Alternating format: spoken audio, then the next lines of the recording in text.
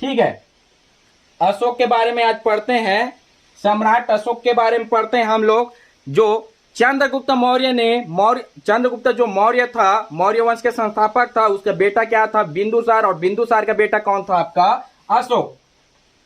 अशोक के पिता का नाम क्या था? पिता का नाम लिखिए बिंदुसार। ठीक है, और माता का नाम क्या है इसका? माता का नाम धम्मा। कहीं कहीं जगह धर्म भी दिया गया है, याद रखिएगा। कहीं कहीं इसको शूद्र महिला बताया जाता है और कहीं कहीं इसको ब्राह्मण महिला के रूप में बताया जाता है। ठीक है, इसमें बहुत ज्यादा क्या है, मतभेद है। ठीक है, तो धम्मा इसकी माता थी और बिंदुसार इसका क्या था? पिताजी था। अब अशोक के उपनाम देखते हैं। आखिर अशोक को और कौन कौन से नामों से जाना जाता था? ठीक है, अशोक का एक नाम मिलता है आपका देव नाम प्रिय। देव नाम प्रिय या देव प्रियदर्शी। देव प्रियदर्शी। देखिए, मैंने क्या बताया था आपको? जो अशोक है वो पहले कौन से धर्म से था? आपका शैव धर्म से था। कौन से धर्म से था? आपका शैव धर्म से था। इसकी जानकारी कहां से मिलती है? आपके राजतरंगिणी, जो कश्मीर के इतिहास लिखा गया है राजतरंगिणी, उससे जानकारी मिलती है कि अशोक पहले शैव धर्म का अनुयायी था। ठीक है, यदि आपको क्वेश्चन पूछा जाए अशोक राजतरंगिणी के अनुसार कौन से धर्म से बिलोंग करता था, तो कौन सा है? आपका शैव धर्म से बिलोंग करता था। ठीक है, अब ये यहां पर दिए गए हैं देव नाम प्रियदर्शी। देखिए, ये जो काल है कहीं ना कहीं बौद्ध और जैन का काल है। किसका काल है? बौद्ध और जैन का काल है। और बौद्ध और जैनों में क्या है? नास्तिक संप्रदाय है और अनिश्वरवादी है। न तो वो ईश्वर को मानता है न वेदों को मानता है। तो यहां पर देव, देव से क्या है आपका? देव से तात्पर्य देव, और देव में देव का कहां है उल्लेख? आपका वैदिक धर्मों में है। वैदिक धर्म ही मानते हैं देव को। तो इसीलिए बताया गया है जो आपका राजतरंगिणी, ठीक है, जो कश्मीर का इतिहास लिखा गया है कल्हड़ द्वारा, उसमें बताया गया है कि ये पहले शैव धर्म से था। कहीं कहीं बताया जाता है इसको चंडाशोक बोलते हैं, चंडाशोक, और कहीं कहीं जगह कामाशोक। चंडाशोक भी कहा जाता है और कामाशोक भी कहा जाता है। अब चंडाशोक क्यों कहते हैं इसको देखिए। देखिए, कहा जाता है कि अशोक अपने जीवन काल में, बौद्ध बनने से पहले जीवन काल में बहुत ही ज्यादा गुस्से वाला था, बहुत ही ज्यादा क्रूर शासक था। फायान और व्हेनसांग कहते हैं, जो चीनी यात्री जो फायान और व्हेनसांग कहते हैं कि अशोक ने एक नरक जो नरक टाइप का रहता है, नरक रहता है, समझ आ रहा है ना? नरक टाइप का एक घर का निर्माण करवाया था, जिसको नरक के नाम से जाना जाता था। एक घर का निर्माण करवाया था जिसको नरक के नाम से जाना जाता था। कहते हैं कि जितने भी उसको क्या करना रहता था, दंड देना रहता था, मृत्यु दंड देना रहता, जो भी कोई दंड देना रहता था, वहीं जाकर क्या करता था? मारता था। एक बार की बात है, जब अशोक क्या है घूम रहा था, तो एक रनिवास रहता है, एक घर रहता है। यही कितनी महिला रहती है? बहुत सारी महिला रहती है। ठीक है, 100-200 महिला रहती है। तो अशोक क्या था? कुरूप था। अशोक क्या था? थोड़ा कुरूप था, थोड़ा काला था। तो क्या होता है, अशोक जैसे गुजर रहा होता है तो एक महिला क्या कर देती है? खिलखिलाकर हंस पड़ती है। तो उसको देखकर सारी महिलाएं क्या कर देते हैं? जो रानी रहती है उन लोग भी क्या पड़ते हैं? हंस पड़ते हैं। जाहिर सी बात है, एक जने हंसते हैं तो बहुत सारे लोग क्या हो जाते हैं? हंसने लगते हैं। ठीक है, तो क्या होता है? अशोक के चेहरे को देखकर हंस देते हैं, जिससे अशोक को भयंकर गुस्सा आता है। अशोक को भयंकर गुस्सा आता है और जितनी महिलाएं वहां रहती है उसका सर क्या कर दिया जाता है? धड़ से अलग कर दिया जाता है। इस कहानी से आपको पता चलता है कि अशोक क्या था? पहले बहुत ज्यादा गुस्से वाला था।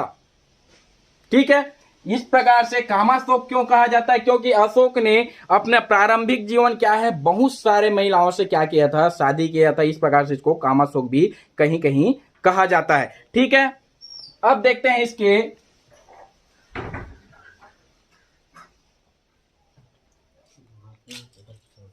देखिए, अशोक क्या है? अशोक को राजा के लिए घोषित, अशोक राजा के लिए घोषित कब किया गया था? 273 बीसी। कितने में किया गया था? 273 ईसा पूर्व में अशोक को राजा बनाने का क्या कर दिया गया था? घोषणा कर दिया गया था। 273 ईसा पूर्व, 273 बीसी, ईसा के जन्म से 273 साल पहले अशोक को क्या कर दिया गया था? राजा बनाने की घोषणा कर दी गई थी। ठीक है, लेकिन वो राज्याभिषेक कब करता है? राज्याभिषेक कब करता है? ये 269 बीसी में करता है, अर्थात 4 साल बाद, अर्थात 4 साल बाद क्या करता है? वो अपना राज्याभिषेक करता है। तो हम लोग को इसमें कितना का डिफरेंट मिलता है? 4 साल का डिफरेंट मिलता है। तो हम लोग ये जानना चाहेंगे कि आखिर 4 साल गैप आखिर क्यों किया?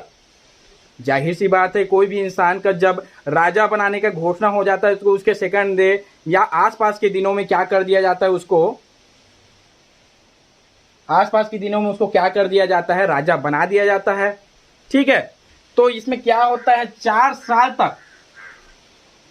4 साल तक क्या कर दिया जाता है? डिफरेंट मिलता है इसमें। ठीक है, 1 मिनट रुकिएगा, 1 मिनट रुकिएगा, लाइन पर रहिएगा 1 मिनट ना।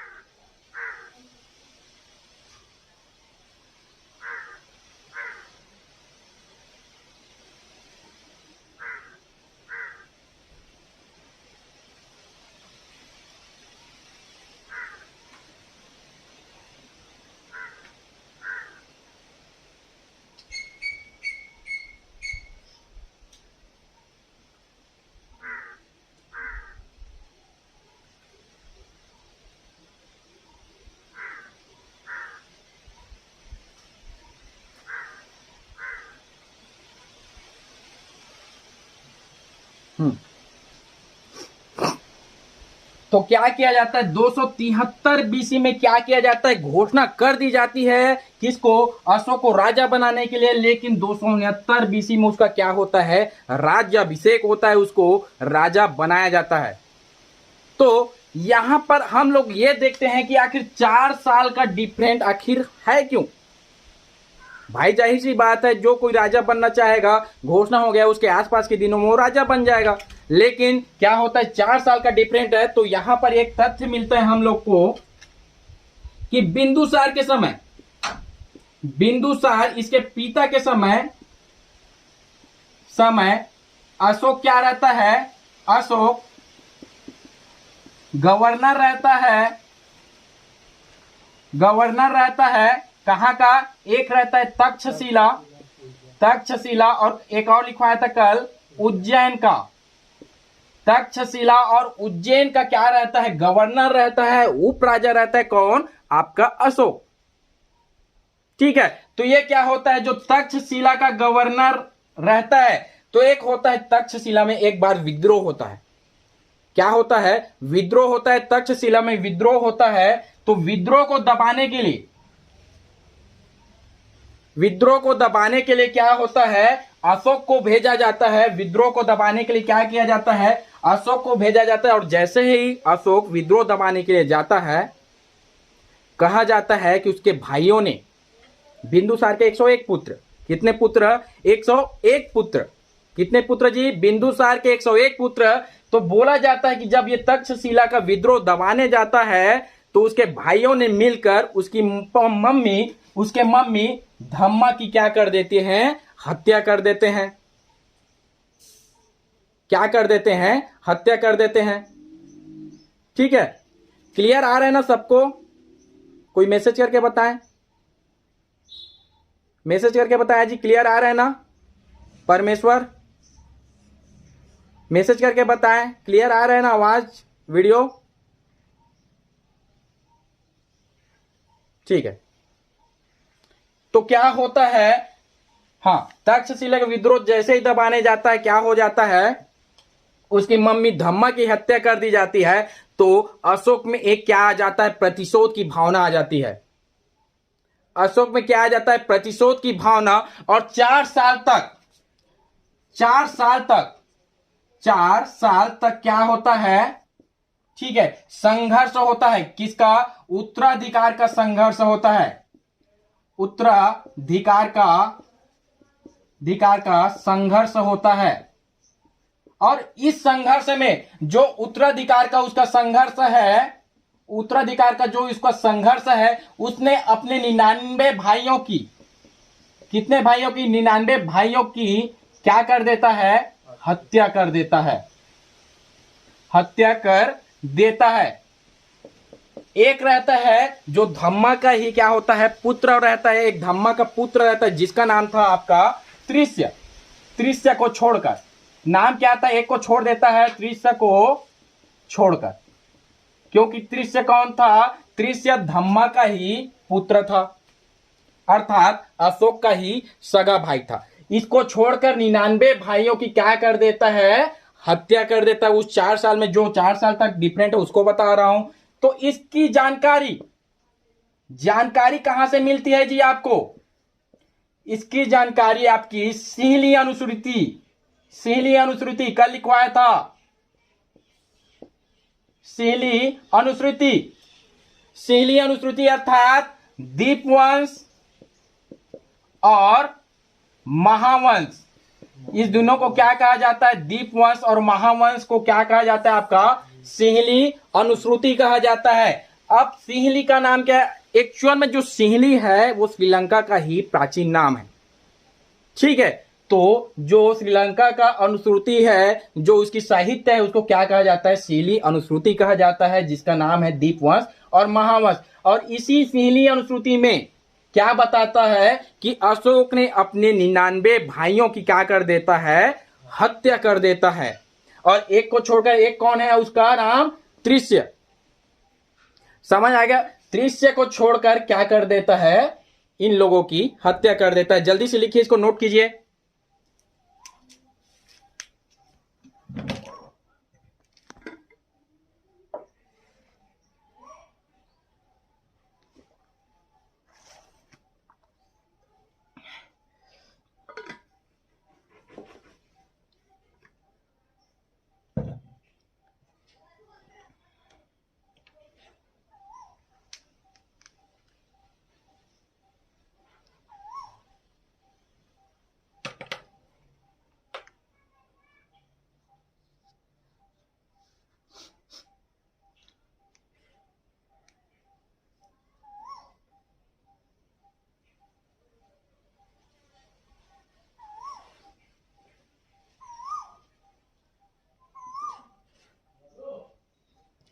हो गया?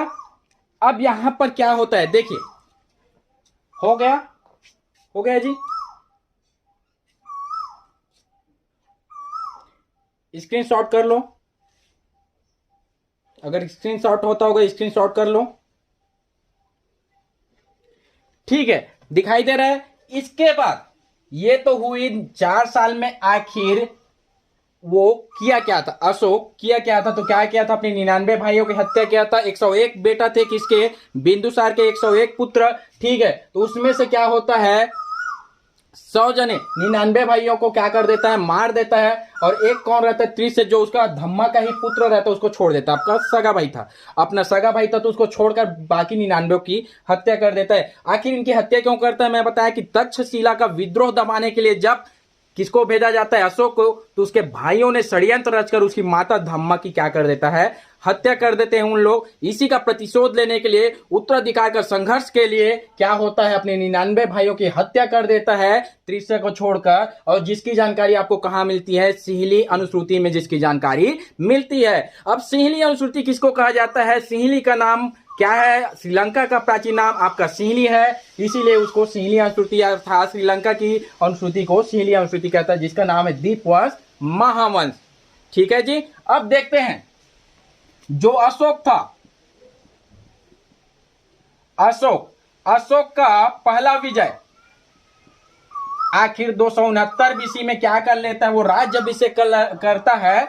राज्याभिषेक करता है 269 बीसी में। अशोक का पहला विजय, अशोक का पहला विजय कौन था आपका? कश्मीर था। आपका पहला विजय क्या रहता है जी? कश्मीर। आपका पहला विजय कश्मीर रहता है, ठीक है। अशोक का पहला विजय पूछा जाए तो वो क्या है? 269 बीसी में क्या किया था? कश्मीर पर क्या फहराया था? अपना परचम लहराया था, कश्मीर को जीता था। अब इसकी जानकारी कहां से मिलती है देख लीजिए, ठीक है। इसकी जानकारी आपको मिलती है राजतरंगिणी से। राजतरंगिणी से, राजतरंगिणी से क्या मिलता है? जो अशोक ने कश्मीर पर, ठीक है, विजय यात्रा किया था, वहां का युद्ध जीता था कश्मीर से, उसकी क्या जानकारी मिलती है? राजतरंगिणी में क्या जानकारी मिलती है? कश्मीर के इतिहास के बारे में आपको जानकारी मिलती है, और अशोक के विजय के बारे में भी क्या मिलती है? आपको जानकारी मिलती है। समझ आ रहा है? मैसेज करके बताएं क्या बोलना चाह रहे हैं, मैसेज करके बताएं आप।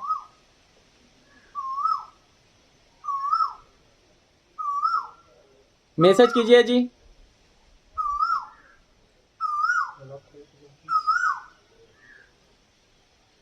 ठीक है, मैं फिर से लास्ट में रिपीट करूंगा, टेंशन मत लीजिए, लास्ट में रिपीट करूंगा, ठीक है। देखते रहिए क्या होता है। 269 बीसी में जैसे ही राज्य अभिषेक करवाता है अशोक, तो उसका पहला विजय कौन था? आपका कश्मीर। और इसकी जानकारी आपको कहां से मिलती है जी? राजतरंगिणी से मिलती है। कहां से मिलती है? राजतरंगिणी से मिलती है। एक और जानकारी क्या मिलती है राजतरंगिणी से? कि जो अशोक है आपका जो महान सम्राट अशोक है आपका, वो पहले कौन से धर्म का था? शैव धर्म का था। समझ आ रहे हैं आप लोग? तो राजतरंगिणी में बताया जाता है कि अशोक ने कश्मीर पर क्या किया था? विजय किया था। यह राजतरंगिणी जो किताब है, भारत का पहला, किसका जी? भारत का पहला ऐसा ऐतिहासिक किताब है, ऐतिहासिक साहित्य, ऐतिहासिक, ठीक है, साहित्य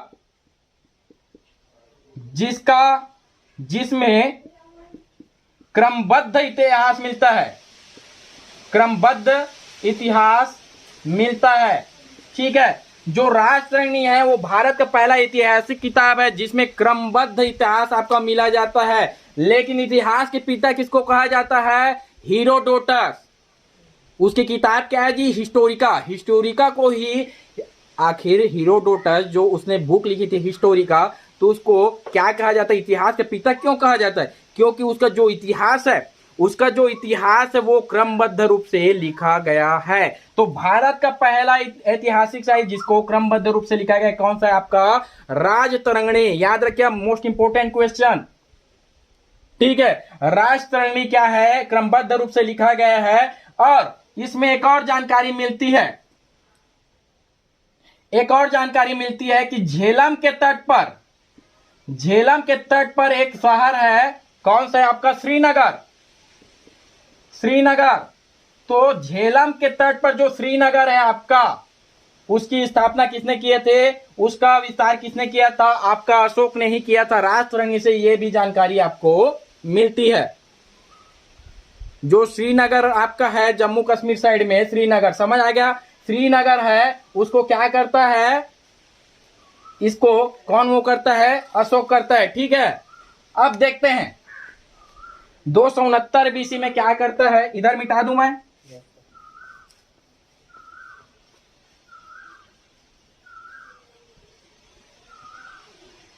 देखिए 269 बीसी में तो ये क्या करता है?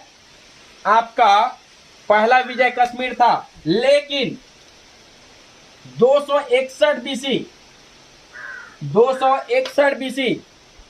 दिख रहा है? 261 बीसी में क्या करता है? इसका अंतिम विजय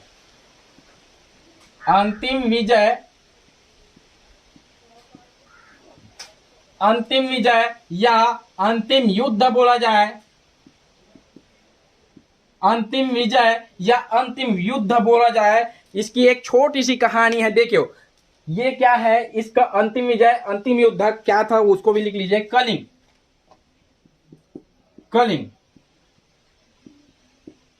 ठीक है। जो कलिंग है, देखिए जो कलिंग है वो हाथियों के लिए क्या था, प्रसिद्ध था। हाथियों के लिए प्रसिद्ध क्या था आपका, कलिंग। तो क्या करता है अशोक, क्या करता है, कलिंग पर आक्रमण करता है। कलिंग पर आक्रमण करता है और इतना भयंकर रक्तपात करता है, भयंकर रक्तपात। कहा जाता है कि 1 लाख से भी ज्यादा, कितना जी, 1 लाख से भी ज्यादा लोगों की यहां मृत्यु हुई थी। 1.5 लाख से ज्यादा लोग बंदी बनाए गए थे। समझ आ रहा है कितना भयंकर रक्तपात हुआ है। एक आपका था, एक दार्शनिक था जिसको बोला जाता है उपगुप्त।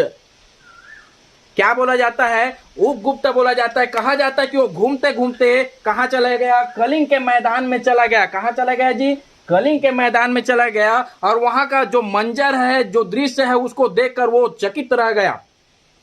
क्या हो गया, चकित रह गया। और वो देखा कि वहां के जो जमीन के मिट्टी है, जो जमीन के मिट्टी है, और क्या है, वहां का जो रक्त था, जो मरे हुए लोगों का रक्त था और उन लोगों का मांस था, मिट्टी, मांस और उन लोगों का खून, रक्त, क्या हो गया था, एक में मिल गया था। इतना कीचड़ जैसे प्रतीत हो रहा था। वो बोलता है कि मैं जहां पर खड़ा हूं वहां ऐसा प्रतीत हो रहा है कि ये मिट्टी है कि खून है कि मांस है, तीनों एक में क्या हो गए थे, मिल गए थे। ये कलिंग के मैदान के बारे में कौन बोलता है, आपका उपगुप्त बोलता है। आप लोग सोचो कि कितना भयंकर रक्तपात हुआ होगा। तो फिर उपगुप्त कहता है कि महाराज, राजा अशोक, क्या आपके जिंदगी का एक ही उद्देश्य है, भयंकर रक्तपात करना, सिर्फ युद्ध करना, और आपका जिंदगी का कोई उद्देश्य नहीं रहा? आपकी जिंदगी का एक ही उद्देश्य है, हिंसा करना। इस प्रकार से उपगुप्त किसको बोलता है, आपके सम्राट अशोक को बोलता है। तो कहा जाता है कि इस मतलब क्या होता है, उसको अपने क्या गुनाहों का क्या होता है, ठीक है। तो वो क्या कर लेता है, कुछ दिन बाद, कलिंग युद्ध के 2.5 साल बाद क्या कर लेता है, आपके बौद्ध धर्म को अपना लेता है। उसको जब पछतावा होता है अपने कर्तव्यों का, ठीक है, कि इतना भयंकर रक्तपात कर दिया, तो वो क्या कर लेता है, बौद्ध धर्म को अपना लेता है। और बौद्ध धर्म को अपनाने के बाद भेरी घोष के जगह धम्म घोष को अपनाता है। भेरी घोष अर्थात युद्ध की नीति, और आपका धम्म घोष का अर्थात है एक नैतिकता से है, धर्मों से है। ठीक है, तो आगे देखते हैं कलिंग। ठीक है, 261 बीसी। देखो पहले क्या था, उसका राष्ट्रंगी से क्या मिलता है, पहला विजय, और अंतिम विजय किससे मिलता है, कलिंग से। ठीक है, अंतिम विजय कहां करता है, कलिंग में करता है। और ठीक है, इसमें क्या होता है, 1 लाख लोगों की मृत्यु, 1 लाख लोगों की क्या होता है, मृत्यु होता है। 1.5 लाख बंदी बनाए जाते हैं, बंदी बनाए जाते हैं। ठीक है, तो इस सब चीज को देखकर भयंकर रक्तपात होता है। तो इसके 2.5 साल बाद, 2.5 साल बाद क्या करता है, एक रहता है उपगुप्त, एक इंसान प्रवचन देता है कहा, मैदान में, और एक दीक्षा देता है। ठीक है, प्रवचन कौन देता है, आपका उपगुप्त, उपगुप्त। और ये क्या है, निग्रोध। ठीक है, देखिए उपगुप्त कहां का रहता है, आपका नेपाल का वासी रहता है। कहां का, नेपाल। और ये कहां का रहता है, श्रीलंका। देखिए ये अलग अलग किताबों में अलग अलग दिए गए हैं, दोनों किताबों के माध्यम से दिया जा रहा है। प्रवचन कौन देता है, आपका उपगुप्त देता है। और जो कहां का था, नेपाल का था। और दीक्षा कौन देता है, अशोक को निग्रोध देता है, जो कहां का था, श्रीलंका का था। ठीक है, लिख लीजिए इसको फटाक से, जल्दी से नोट करिए।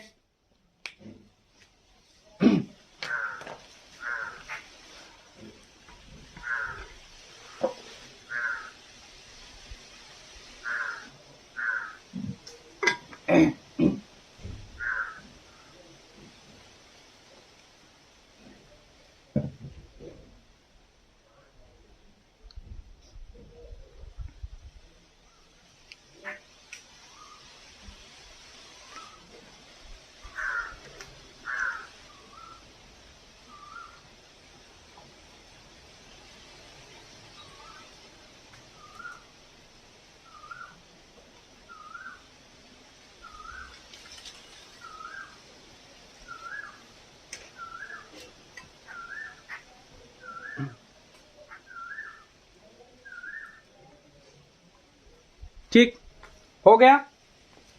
चलिए ये सब चीज लिख लिए, पूरा मिटा दूं मैं, ठीक है। देखिए एक चीज और पूछेगा कि देखिए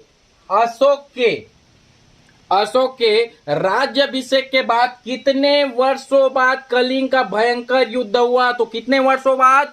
8 साल बाद। देखिए 200 कहाँ है जी? 269 बीसी, और क्या हुआ कलिंग के युद्ध? 261 बीसी, 8 का अंतर है। तो 8 वर्ष बाद क्या होता है? अभिषेक के कलिंग का युद्ध होता है। याद रखिएगा इसको, ये क्वेश्चन ऐसी कभी कभी पूछा है कि कितने वर्षों बाद, तो 8 वर्षों बाद। अगर अंदर से पूछा जाए तो ऐसी पूछा जाएगा, ठीक है।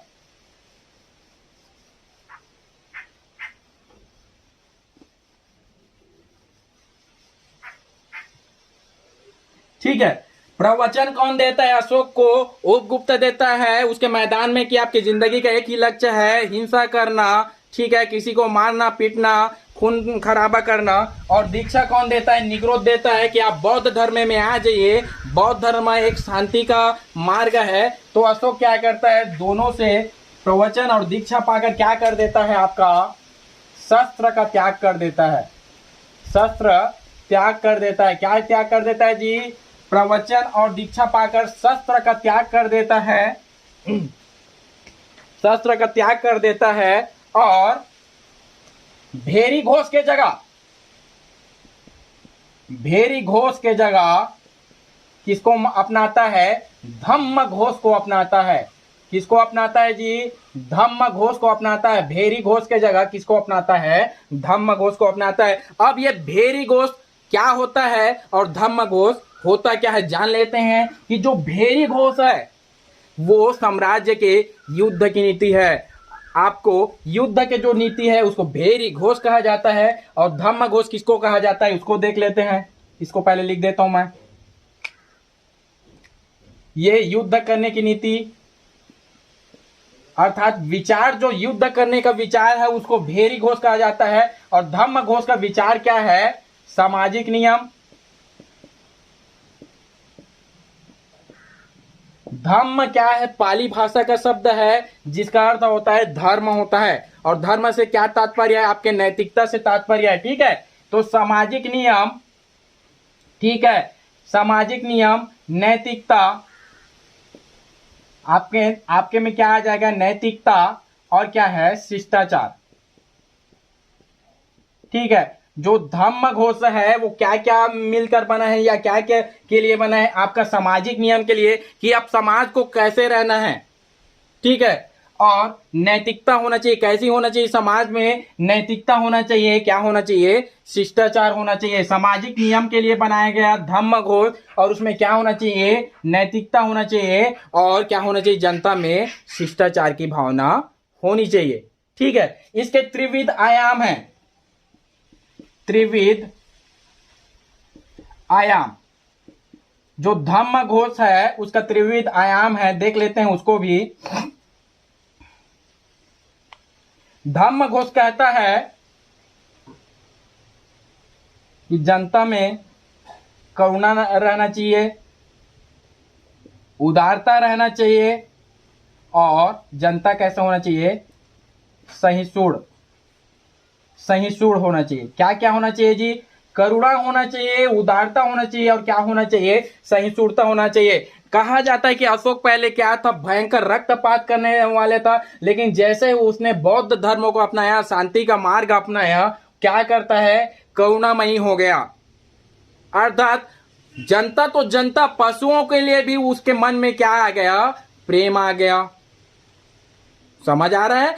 पशुओं के लिए भी पशु बलि को पूर्णतः क्या करवा देता है? बौद्ध धर्म अपनाने के बाद पूरी तरीकों से पशु बलि को बंद करवा देता है। ये हो गया उदारता, ठीक है। उदारता रहना चाहिए, जनता में क्या रहना चाहिए? उदारता रहना चाहिए, स्नेह रहना चाहिए, वात्सल्यता रहना चाहिए, और सहिष्णु होना चाहिए। सहने की क्षमता, टॉलरेंस की नीति, समझ आ गया। तो जो सहिष्णुता, जनता कैसे होना चाहिए? सहिष्णु होना चाहिए, कहीं युद्ध न करे, कोई कुछ आपको बोल भी दे रहे तो थोड़ा सह जाओ, ठीक है। जो झुकता है वही प्राप्त करता है। क्या बोला जाता है? चाणक्य एक बात करते हैं, यदि बाल्टी झुकता है यदि बाल्टी झुकता है तभी उसमें पानी भरता है, और जो अकड़ता है, अकड़ना मुर्दों की पहचान होती है। ठीक है, झुकता वही है जिसमें जान होती है, झुकता वही है जिसमें जान होती है, और अकड़ना तो मुर्दों की पहचान होती है। तो क्या करता है, सहिष्णु रहना चाहिए। हमेशा आप सहिष्णु रहो, कभी कुछ युद्ध नहीं होगा, कभी कुछ बड़ा क्या नहीं होगा, हादसा नहीं होगा। ठीक है, लड़ाई झगड़े मारपीट नहीं होंगे। तो जो धम्म घोष है वो क्या बोलता है, इसके त्रिविध आयाम थे, करुणा, उदारता और सहिष्णुता। ठीक है, अब यह क्या करता है, बौद्ध धर्म का क्या करता है, प्रचार करता है। बौद्ध का प्रचार, एक और लिख लीजिए इसी में। ठीक है, ये जो अशोक था सभी के लिए समान नियम, जो धम्म घोष है वो सभी के लिए समान नियम की घोषणा करता है, सभी के लिए समान नियम की घोषणा, सभी के लिए समान नियम की घोषणा क्या करता है जी, सभी के लिए समान नियम की घोषणा करता है। और आपके संविधान में अनुच्छेद 44, आपके संविधान के अनुच्छेद 44, अनुच्छेद आर्टिकल 44 44 में क्या है, समान सिविल संहिता है। क्या है, समान सिविल संहिता, समान सिविल संहिता जो भी क्या बोलता है कि सभी के लिए समान नियम होनी चाहिए। ठीक है, तो धम्म घोष किससे रिलेटेड है, आपका अनुच्छेद 44 से। याद रखिएगा, आपका धम्म घोष किससे रिलेटेड है, अनुच्छेद 44 से। लिख लीजिए इसको फटाक से।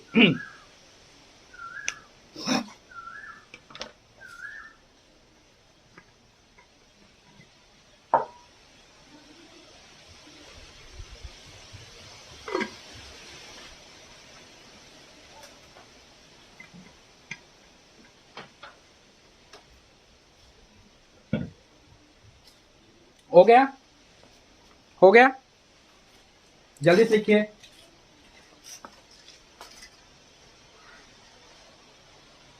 ठीक है, अब क्या होता है देखिए, समान सिविल संहिता। इसके बाद क्या है, आपका जो अशोक है,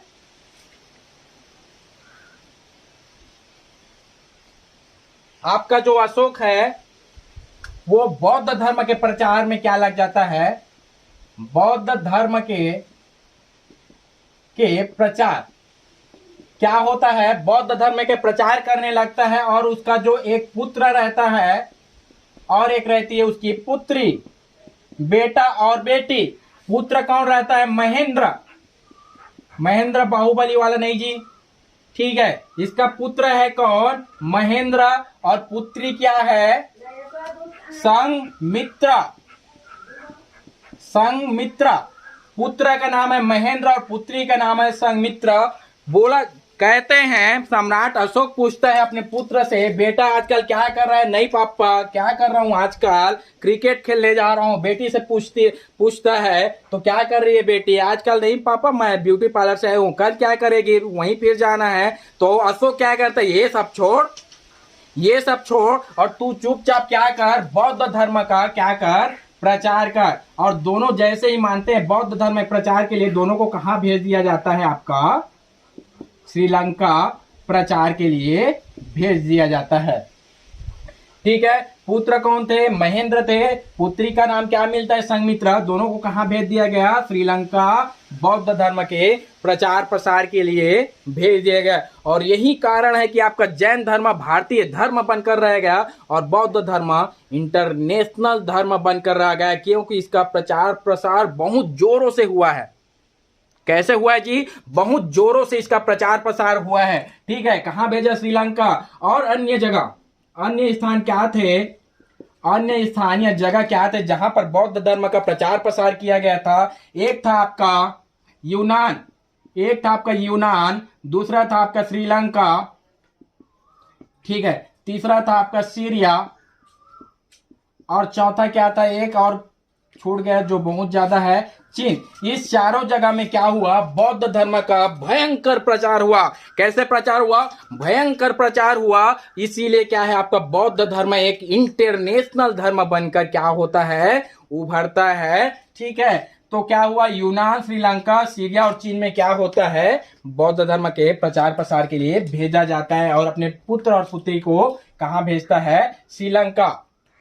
ठीक है, अब बौद्ध धर्म के प्रचार प्रसार के लिए, बौद्ध धर्म के प्रचार प्रसार के लिए धम्म महापत्रों की नियुक्ति की जाती है। किसकी नियुक्ति की जाती है जी, बौद्ध धर्म के प्रचार प्रसार के लिए किसके, धम्म महापात्रों की नियुक्ति। किसकी नियुक्ति, धम्म महापात्रों की नियुक्ति। प्रचार के लिए किसकी नियुक्ति जी, धम्म महापात्रों, महापात्र की नियुक्ति। किसकी नियुक्ति, धम्म महापात्र की नियुक्ति की जाती है, जिसमें स्त्री और पुरुष क्या रहते हैं, दोनों शामिल रहते हैं। यदि आपको क्वेश्चन पूछा जाए कि अशोक द्वारा नियुक्त धम्म महापात्रों में रहते हैं सिर्फ पुरुष, सिर्फ स्त्री, दोनों को दोनों और कुछ भी नहीं रहते, इनमें से कोई नहीं, तो अब क्या है, स्त्री और पुरुष दोनों को दोनों की नियुक्ति किसमें की जाती थी, धम्म महापत्रों में की जाती थी। ठीक है, इस प्रकार से आज हम लोग क्या पढ़े, अशोक पढ़े। कोई पूछा था कि चाणक्य की मृत्यु कैसे हो गई, भाई इसका कई ठो जगह पर कई ठो कहानी दिया गया है यार। कहीं कहा जाता है कि उसकी एक पत्नी थी, उसी ने उसको जहर पिलाकर मार दिया। ठीक है, कहीं कहीं कहा जाता है कि जब वो यात्रा के लिए गए तो वापस लौट कर ही नहीं आए। इस प्रकार से कई ठो बुक में कई प्रकार से कहा गया है, प्रमाणित जानकारी कहीं से नहीं मिलती है हम लोग को। ठीक है, तो आज हम लोग क्या क्या पढ़े जी, अशोक के बारे में पढ़े। एक बार पूरा कहानी फिर से बता देता हूं। देखिए, पहला इसका संस्थापक कौन है, आपका चंद्रगुप्त मौर्य है। चंद्रगुप्त का पहला युद्ध किससे होता है, आपका घनानंद से होता है। घनानंद को मारकर अपना क्या मौर्य वंश की स्थापना करते हैं। ठीक है, मौर्य वंश की स्थापना करते हैं। उसके बाद दूसरा युद्ध किससे होता है, सेल्यूकस निकेटर से होता है। एक संधि होती है जिसको बोला जाता है पेनेवास की संधि। अब इस पेनेवास की संधि में क्या होता है, हेलेना से विवाह किया जाता है और 500 हाथी उपहार में दिया जाए। ये सब कल लिखवा चुका हूं, अगर आप कोई नया होंगे ये सब कल का लिखवा चुका हूं। ठीक है, 500 हाथी उपहार में देते हैं। कौन देते हैं, चंद्रगुप्त मौर्य देता है। लेकिन उसके बदले दहेज में क्या देता है, सेल्यूकस निकेटर 4 प्रांत दिए रहते हैं। उसको लिख लिए हो कल का आप, काबुल, गंधार, बलूचिस्तान और हेरात को आप लिखवा चुका हूं। 4 राज्य क्या देते हैं, 4 प्रांत क्या देते हैं, दहेज में देते हैं। ये 500 हाथी देता है अपने से, क्योंकि हाथी की प्रचुरता थी मगध में। इस प्रकार से और क्या है, आपका चंद्रगुप्त मौर्य कौन से धर्म का, जैन धर्म था, दिगंबर जैन, संथारा विधि से मृत्यु याद आ रहा है। और आपका बिंदुसार आजीवक संप्रदाय, मखली पुत्र गोसाल। ठीक है, और क्या है, अशोक कौन से धर्म से, बौद्ध। पहले कौन से धर्म, शैव धर्म, और दूसरा क्या, बौद्ध धर्म। राजतरंगिणी के अनुसार शैव धर्म। ठीक है, तो क्या करता है, दूसरी युद्ध किससे करता है, सेल्यूकस निकेटर से करता है। उसके बाद विवाह करता है। उसके कुछ दिनों के पश्चात भयंकर अकाल पड़ता है, कहाँ, मगध पर। तो अपने क्या बोलते हैं, अपने धार्मिक गुरु के पास कहाँ चला जाता है, दक्षिण चला जाता है, कर्नाटक चला जाता है। और श्रवण बेलगोला में क्या कर लेता है, अपना संथारा विधि से मृत्यु को प्राप्त कर लेता है। फिर उसका एक बेटा होता है बिंदुसार। उसका बेटा हेलेना का बेटा नहीं है ना, हेलेना का बेटा नहीं है, इसके माता का नाम कोई दूसरा है। ठीक है, तो क्या करता है, बिंदुसार पैदा होता है। बिंदुसार का बारे में अमित्रोघात कहा जाता है, मित्रोचेटस कहा जाता है। ये शत्रुओं का भयंकर नाश करने वाला, शत्रुओं का भयंकर नाश करने वाला किसको कहा जाता है, अमित्रोचेटस किसको कहा जाता है, बिंदुसार को। ठीक है, तो शत्रुओं का भयंकर नाश। अब यहाँ पर आप लोग ये बोलेंगे कि यदि ये शत्रुओं का भयंकर नाश कर रहा है तो इसका साम्राज्य विस्तार ज्यादा होगा, लेकिन ऐसा कोई प्रमाणित जानकारी नहीं मिलती। ये कहा जाता है कि जो चंद्रगुप्त मौर्य ने अखंड भारत का निर्माण किया था, उसी को अक्षुण्ण बनाने का काम किसने किया था, बिंदुसार ने किया था। ठीक है, कुछ दिनों पश्चात वो एक पत्र लिखता है सीरिया के राजा को। सीरिया के राजा जो एंटियोकस होता है, उसको एक पत्र लिखता है और 3 चीजों की मांग करता है। पहला, सूखे अंजीर, मीठी शराब, जो अंगूर का बनाता है जी, अंगूर का, बियर बोलते हैं जिसको, उसकी मांग करता है। और तीसरा क्या है, एक दार्शनिक की मांग करता है। ठीक है, तो दो चीज तो भेजता है, क्या क्या भेजता है, सूखे अंजीर और दूसरा मीठी शराब। लेकिन तीसरा भेजने से मना कर देता है। कौन था वो, दार्शनिक भेजने से मना कर देता है। दार्शनिक भेजने से मना कर देता है। तो बिंदुसार पूछता है क्यों, मेरी अवहेलना ऐसे नहीं की जा सकती। तो उन लोग बोलते हैं कि हमारी ये क्या बोलते हैं, सीरिया में दार्शनिक क्रय विक्रय करने का रीति रिवाज नहीं है, यहाँ की परंपरा नहीं है। तो उसके जगह उन लोग एक राजदूत को भेजते हैं जिसका क्या नाम था, डाई मेकर। सिर में क्या लगाना है आपका, डाई लगाना है। सिर में क्या लगाना है जी, डाई लगाना है। तो सीरिया का राजदूत डाई मेकर्स एंटियोकस का राजदूत था, एंटियोकस के दरबार में रहता था। तो भेजा किसके दरबार में था, बिंदुसार के दरबार में था। ये सब की जानकारी मिलती है। उसके बाद अशोक के बारे में क्या पढ़े, अशोक के पिता का नाम बिंदुसार है, माता का नाम धर्मा है। कौन से धर्म से है, बौद्ध, पहले स, दूसरा बौद्ध। इसके उपनाम क्या है, देव नाम प्रियदर्शी। ठीक है, कहीं कहीं देव नाम प्रियदर्शी भी बोलते हैं। ठीक है, और का चंडाशोक क्यों, बहुत ज्यादा गुस्से वाला। कामाशोक बहुत ज्यादा शादी किया था, कहीं कहीं जगह बोला जाता है। ठीक है, अब क्या है, ये जो अशोक रहता है, अशोक के बारे में उसके बाद क्या पढ़े, अशोक जैन कौन सा बौद्ध धर्म का अनुयायी था। उसके बाद पढ़ा जाता है कि इसका जो घोषणा करते हैं 273 बीसी में, तो 4 साल तक वो राज्य अभिषेक नहीं करता है। 269 बीसी में राज्य अभिषेक करता है, क्योंकि 4 साल तक उसका उत्तराधिकार का संघर्ष करता है। ठीक है, कहा जाता है कि तक्षशिला में बिंदुसार के समय तक्षशिला का जो गवर्नर था अशोक, तो उसको विद्रोह दबाने के लिए भेजा जाता है। तो उसकी माता जो रहती है धम्मा, उसके भाइयों ने मिलकर उसकी हत्या कर देते हैं। तो इसी का प्रतिशोध लेने के लिए, इसी का उत्तराधिकार का संघर्ष करने के लिए 4 साल तक क्या करता है, वो गृह युद्ध करता है और अपने 99 भाइयों की हत्या कर देता है। जिसका उल्लेख किसमें है, आपका सिंहली अनुश्रुति, दीपवंश, महावंश। ठीक है, इसमें है। उसके बाद उसका पहला विजय कौन था, कश्मीर। कहां से जानकारी मिलती है, राजतरंगी। राजतरंगी क्या है आपका, भारत का प्रथम ऐतिहासिक बुक जिसमें क्रमबद्ध इतिहास लिखा गया है। और हिस्टोरिका क्या है, हीरोडोटस, इतिहास के पिता, याद रखिएगा दोनों को। तो क्या हुआ है, क्रमबद्ध इतिहास मिलता है आपका। ठीक है, राज